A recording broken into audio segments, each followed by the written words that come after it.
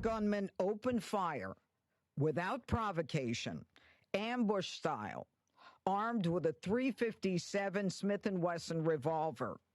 One guardsman is struck, goes down, and then the shooter leans over and strikes the guardsman again. Another guardsman is struck several times.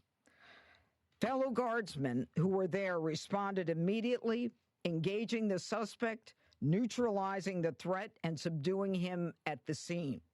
He was transported to a local hospital where he remains, as we speak, under heavy guard. That was U.S. Attorney for Washington, D.C., Jeanine Pirro, just moments ago on yesterday's shooting that left 2 National Guardsmen in critical condition. Let's bring in now Congressman Buddy Carter, Republican of Georgia.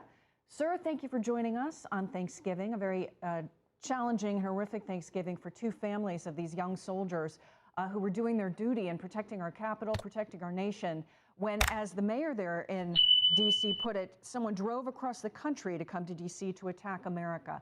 I just want to get your early thoughts here, as we've just heard from the U.S. Attorney, Jeanine Pirro, as well as the FBI Director, Kash Patel. A lot of new information coming out, but a very sad morning for these 2 families. Your thoughts?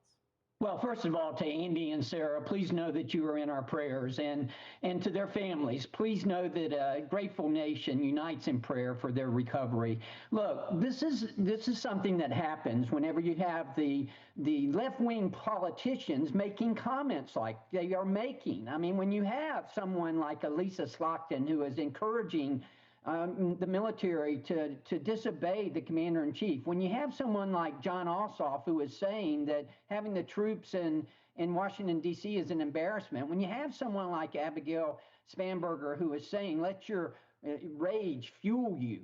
These are the type of things that lead to this kind of action. And we need to make sure, many of us are blessed with children and grandchildren, and we teach them words matter. What you say matters. And our left-wing politicians need to understand that. This is a result of all of that, as well as them wanting to defund the police, wanting to attack our law enforcement. All of that needs to stop, and it needs to stop now. Well, right now, the FBI Director, Kash Patel, talked a lot about what they're doing to delve into this suspect's background, to delve into everything regarding this individual and his contacts all along the way, including his time spent helping the U.S. military in Afghanistan. We're just getting some new information from our Pentagon correspondent that the alleged shooter, Ramla Lakhanwal. Please subscribe to our official channel, USA News,